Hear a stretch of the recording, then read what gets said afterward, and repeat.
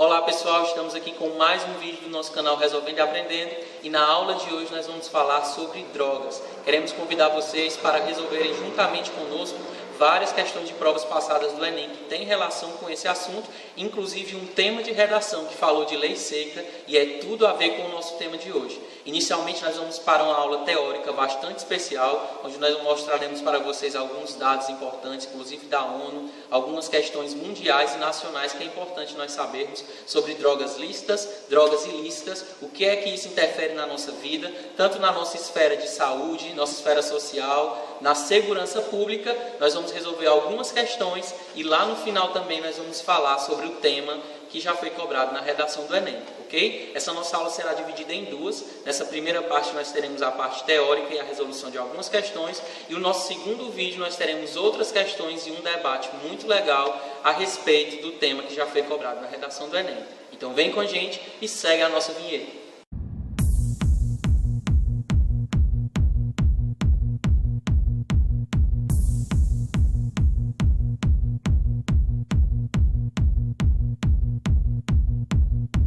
Estamos aqui para começar a nossa parte teórica. Vamos falar um pouco sobre drogas e o primeiro ponto que eu quero falar com vocês é a respeito do relatório mundial sobre drogas que a ONU liberou aí pra gente, certo? Primeira coisa que nós temos que saber, importante, é que aproximadamente, quando esse dado foi levantado, 5% da população mundial, correspondendo na época aproximadamente a 243 milhões de pessoas, entre 15 e 64 anos, faziam uso de algum tipo de droga ilícita. Você já pode se perguntar, João Vitor, qual é a diferença de uma droga lícita para uma droga ilícita? Bom, pessoal, se nós formos olhar a grosso modo, nós temos em nosso país uma série de drogas, podemos assim chamar, porque realmente o são, que não são impedidas de serem comercializadas, com algumas ressalvas, obviamente. Por exemplo, a bebida alcoólica é permitida a sua venda, mas existe a proibição de ser vendido para pessoas menores de 18 anos, ok? Um ponto que nós podemos ressaltar é a respeito do problema de saúde e de segurança pública que a droga ilícita ou lícita pode acabar desenvolvendo numa pessoa. Porque se nós formos olhar honestamente, uma pessoa que utiliza muita droga, ela corre o grande risco de se tornar uma pessoa viciada. E a pessoa, quando ela está utilizando droga, ela tem prazer naquilo.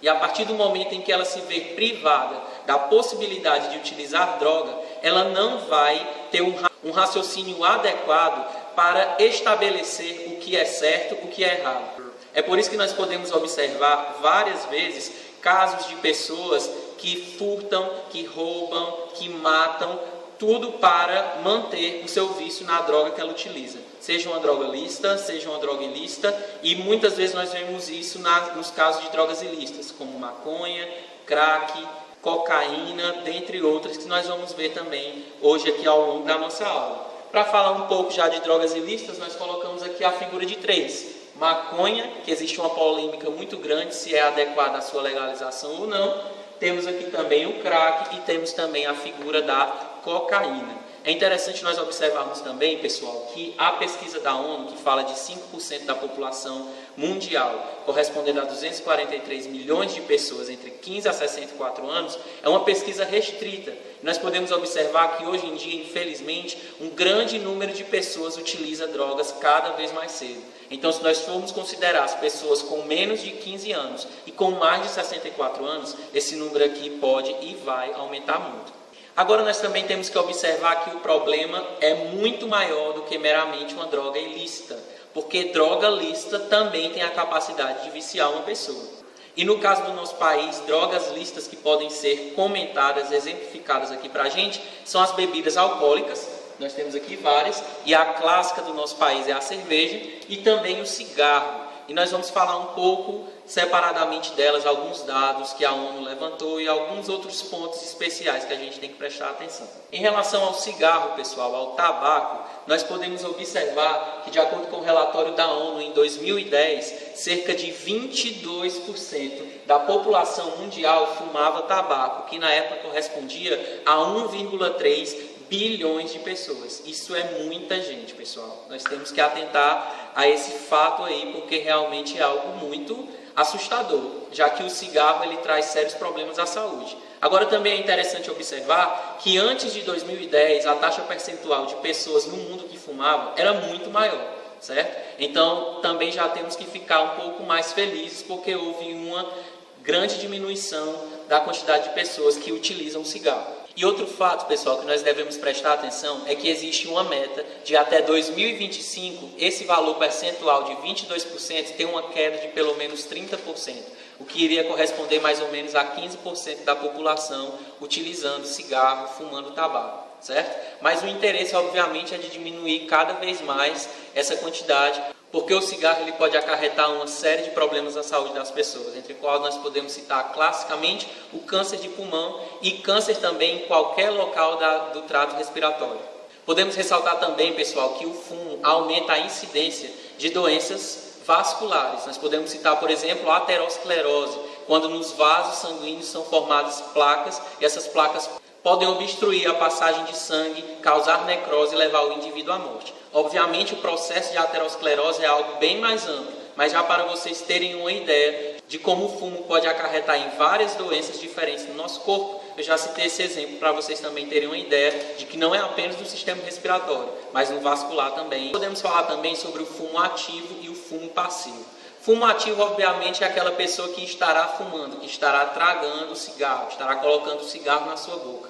E o fumo passivo é aquela pessoa que, infelizmente, é obrigada a conviver ou está em um momento com alguém que está fumando. Aquela pessoa também vai inalar as toxinas oriundas do tabaco e ela também vai ter prejuízo na sua saúde. Se nós voltarmos aqui nessa figura, não sei se vocês conseguem ver aí, mas nessa bituca de cigarro, como algumas pessoas chamam, vocês podem ver uma mancha bem aqui, onde é o filtro que a pessoa coloca na sua boca. A pessoa que fuma ativamente, ela vai ter uma série de toxinas que não serão interiorizadas, elas ficarão acumuladas aqui nesse filtro. Já a pessoa que está do lado, o fumante passivo, ele irá inalar ainda mais toxinas. Existem estudos que falam que cerca de 10 vezes mais é a quantidade de toxina que um fumante passivo vai absorver. Nós podemos também ressaltar que a pessoa que fuma ou a pessoa também que está em ambiente com muita poluição, ela pode ter uma série de pintas pretas no seu pulmão, que nós chamamos isso de antracose, que não é nada mais, nada menos do que um acúmulo dessas partículas de poluição, essas toxinas que vão se acumular e vão trazer uma série de prejuízos para a respiração da pessoa, para a sua saúde, e quanto mais acumular, pior vai ser para a pessoa. Nós temos também, pessoal, em relação às bebidas alcoólicas, que o relatório da ONU de 2014 nos faz um levantamento do consumo mundial médio por pessoa do ano de 2010. Nós temos que a taxa mundial, a média, foi de 6,2 litros por pessoa maior de 15 anos. E nós também podemos observar aqui que o homem consome um volume bem maior do que o da mulher. Nós observamos aqui que o homem consome uma média de 13,6 litros por ano e a mulher um valor médio de 4,2 litros por ano. E o Brasil, ele ficou acima da média no que se fala em ingestão de bebida alcoólica. No ano de 2005, ainda antes de 2010, o Brasil tinha uma taxa média de 9,8 litros por ano. E o Brasil, atualmente, de acordo com o levantamento de 2010, ainda está acima da média mundial. O brasileiro tem uma média de 8,7 litros por ano, enquanto a taxa média mundial é de 6,2 litros. Algo muito interessante que nós temos que saber, pessoal, é que as bebidas alcoólicas elas têm uma relação direta ou indireta em cerca de 6% de todas as mortes que acontecem no mundo. João Vitor, um exemplo de morte direta, uma relação direta. Você bebeu, saiu dirigindo seu carro, bateu num poste e morreu. Uma interferência indireta. Você está passeando com seus familiares de boa numa calçada e uma pessoa que bebeu veio, lhe atropelou e você veio a óbito. Então existe a relação direta e indireta de óbitos quando você está falando do consumo de drogas, nesse caso aqui bebida alcoólica, com relação de 6% de todas as mortes que acontecem no mundo. Ressaltando aqui mais uma vez para vocês, nós temos a relação de várias doenças que acontecem quando a pessoa ingere muita bebida alcoólica. Nós temos aqui um caso de cirrose, temos aqui caso de tumor que a pessoa pode desenvolver e também aqui nós temos algo chamado de esteatose hepática, que é um fígado bem mais gorduroso. Esse fígado fica aumentado, que clinicamente a gente chama isso de hepatomegalia, certo? Hepato vem de fígado, megalia de crescido. Se vocês olharem que ele está bastante crescido, nós temos aqui uma figura que pode ilustrar isso para a gente. A primeira imagem, obviamente, são dois desenhos que não correspondem a fígados humanos verdadeiros, mas nós podemos perceber aqui, nesse fígado que seria normal, um tamanho menor, e não existe essa presença de vacúolos de gordura que existe no fígado gorduroso. Essa quantidade grande de gordura acumulada vai fazer com que o fígado aumente. Aqui nós podemos ver o quê? O que seriam hepatócitos. Aqui, além dos hepatócitos, competindo com o espaço, vários vacúolos de gordura. Nós temos que ter em mente, pessoal, que o nosso fígado metaboliza grande parte dos lipídios do nosso corpo. E a partir do momento que você está bebendo, o álcool é uma substância a mais a ser metabolizada. E o fígado vai metabolizar logo esse álcool e vai acontecer o acúmulo de gordura. Tudo que ocorre no esteatose hepática envolve bem mais elementos que devem ser analisados. Mas para vocês terem uma ideia superficial, que já é o necessário para o momento, vocês já podem ter essa ideia de que vai ocorrer o acúmulo de gordura, a pessoa vai ter uma esteatose hepática e isso vai levar ao aumento do fígado, que isso é chamado de hepatomegalia. Certo? Interessante nós sabermos também que todas essas doenças podem agravar, trazendo situações de saúde ainda piores para a pessoa que está doente. No caso da cirrose, isso pode evoluir para um câncer e levar essa pessoa a óbito. Certo? Então, pessoal, agora é a hora de nós praticarmos. Vamos ver algumas questões, vamos falar um pouco sobre a redação do Enem e vai dar tudo certo. Bom, pessoal, vamos começar a resolver nossas questões. Vamos agora com a nossa primeira questão, que é uma questão do Enem de 2003, que diz assim: os acidentes de trânsito no Brasil, em sua maior parte, são causados por erro do motorista. Em boa parte deles, o motivo é o fato de dirigir após o consumo de bebida alcoólica. A ingestão de uma lata de cerveja provoca uma concentração de aproximadamente 0,3 gramas por litro de álcool no sangue. A tabela abaixo mostra os efeitos sobre o corpo humano provocados por bebidas alcoólicas em função de níveis de concentração de álcool no sangue. Nós temos aí, pessoal, do lado esquerdo, a concentração de álcool no sangue, grama por litro, indo de 0,1 até 5, né? Aí de 0,1 a 0,5 nós temos que os efeitos são sem influência aparente, ainda que com alterações clínicas. De 0,3 a 1,2, euforia suave, sociabilidade acentuada e queda de atenção. De 0,9 a 2,5, excitação, perda de julgamento crítico, queda de sensibilidade das reações motoras. De 1,8 a 3, confusão mental e perda de coordenação motora. De 2,7 a 4, estupor, apatia, vômitos e desequilíbrio ao andar. De 3,5 a 5, coma e morte possível. Aí a nossa pergunta: uma pessoa que tenha tomado 3 latas de cerveja provavelmente apresenta, nós temos aí os itens A, B, C, D e E. A questão nos informa, pessoal, que quando a pessoa bebe uma lata, ela fica com uma média de concentração de álcool no sangue de 0,3 gramas por litro. Então, se a pessoa bebeu 3 latas, que é o que a pergunta está nos dizendo, ela então é 0,3 vezes 3, que vai dar 0,9 gramas por litro de álcool no sangue. Então, você vai olhar aí na tabela qual é o que cabe o 0,9. Você vai perceber que de 0,3 a 1,2, o 0,9 está no meio. E você também vai ver que de 0,9 a 2,5, o 0,9 também vai estar no meio. Então, você vai olhar nos itens, quais os itens que apresentam os elementos de 0,3 a 1,2 e de 0,9 a 2,5.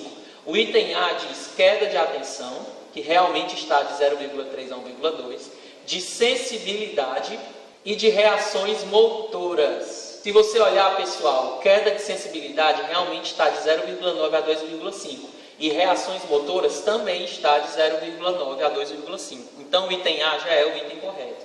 Item B fala aparente normalidade. Só que a aparente normalidade, pessoal, é característico de 0,1 a 0,5.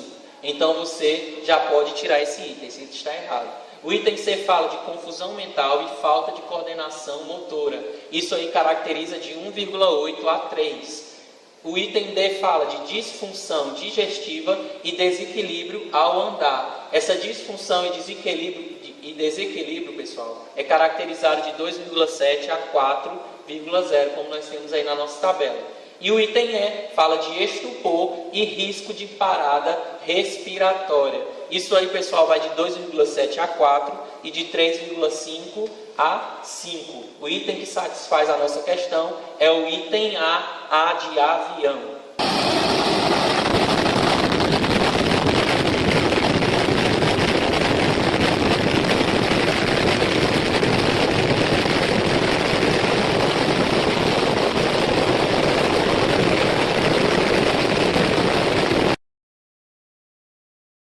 agora a nossa segunda questão, veja aí na tela do seu computador. A nossa questão, pessoal, é uma questão de 2003, questão 17, que diz assim: após a ingestão de bebidas alcoólicas, o metabolismo do álcool e sua presença no sangue dependem de fatores como peso corporal, condições e tempo após a ingestão. O gráfico mostra a variação de concentração de álcool no sangue de indivíduos de mesmo peso que beberam 3 latas de cerveja, cada um em diferentes condições em jejum e após o jantar.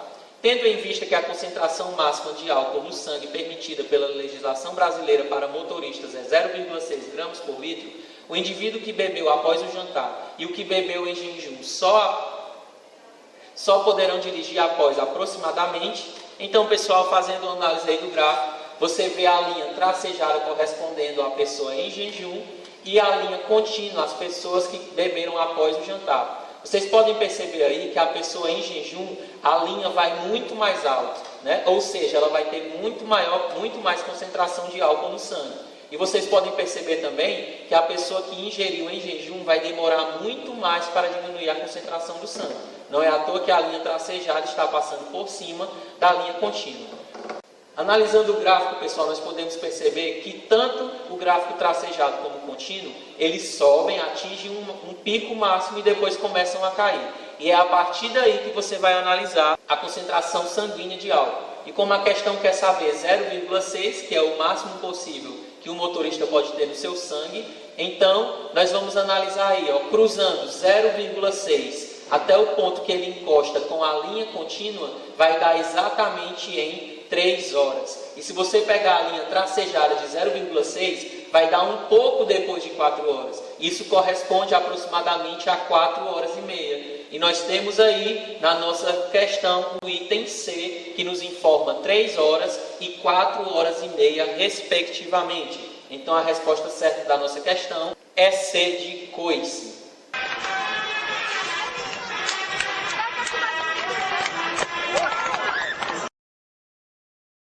Vamos agora para a nossa terceira questão, mais uma questão de prova passada do Enem, vem com a gente. A questão é do Enem de 2007 e diz assim o seu texto: há cerca de 10 anos estimava-se que 11,2% da população brasileira poderiam ser considerados dependentes de álcool. Esse índice, dividido por gênero, apresentava que 17,1% da população masculina e 5,7% da população feminina eram consumidores da bebida. Quando analisar a distribuição etária desse consumo, outro choque. A pesquisa evidenciou que 41,2% de estudantes da educação básica da rede pública brasileira já haviam feito uso de álcool. Dados atuais apontam que a porcentagem de dependentes de álcool subiu para 15%. Estima-se que o país gaste 7,3% do PIB do ano para tratar de problemas relacionados ao alcoolismo, desde o tratamento de pacientes até a perda da produtividade no trabalho. A indústria no álcool do Brasil, que produz do açúcar ao álcool combustível, movimenta 3,5% do PIB. Aí nós temos esse texto e a questão nos fala: a partir dos dados acima, conclui-se que, diz o item A, o país, para tratar pessoas com problemas provocados pelo alcoolismo, gastou o dobro do que movimenta para produzir bebida alcoólica. Pessoal, nós temos aí que o país gasta 7,3% do PIB e que a indústria move cerca de 3,5%. Dobrando vai dar 7%, então guarda aí essa informação. B. O aumento do número de brasileiros dependentes de álcool acarreta o decréscimo do percentual do PIB gasto no tratamento dessas pessoas. Pelo contrário, pessoal, quanto mais aumenta o número de dependentes, obviamente vai aumentar o número de gasto que o país vai precisar ter para tratar essas pessoas. Item C. O elevado percentual de estudantes que já consumiram bebida alcoólica é indicativo de que o consumo de álcool é o problema que deve ser enfrentado pela sociedade. Guarda essa informação aí também. Item D. As mulheres representam metade da população brasileira dependente de álcool. Pessoal, se nós formos olhar aí, quando dá esse 17,1 e o 5,7, o 17,1 chega a ser 3 vezes mais do que o 5,7 que representa a população feminina. Então o item D está falso. As mulheres apresentam cerca de 1/4 da população dependente de álcool. O item E, o aumento na porcentagem de brasileiros dependentes de álcool deveu-se basicamente ao crescimento da indústria de álcool. Pessoal, são vários fatores que acarretam, então você não pode falar simplesmente pelo fato do aumento da indústria. Aí, pessoal, você fica se perguntando, João Vitor, nós temos dois itens certos, o item A e o item C. Pessoal, peço para vocês olharem com atenção ao item A, porque ele diz que o país, para tratar pessoas com problemas provocados pelo alcoolismo, gasta o dobro do que movimenta para produzir a bebida alcoólica. Realmente, 3,5 vezes 2 é bem aproximado de 7,3, vai dar 7.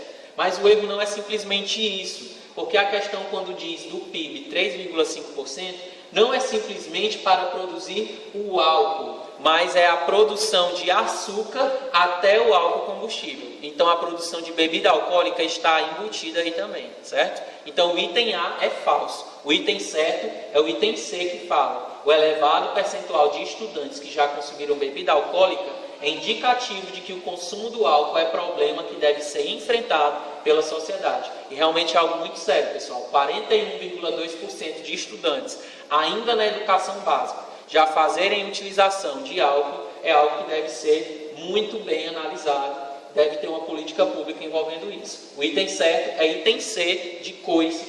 Será? Às vezes deixa. Ui! Nossa Senhora!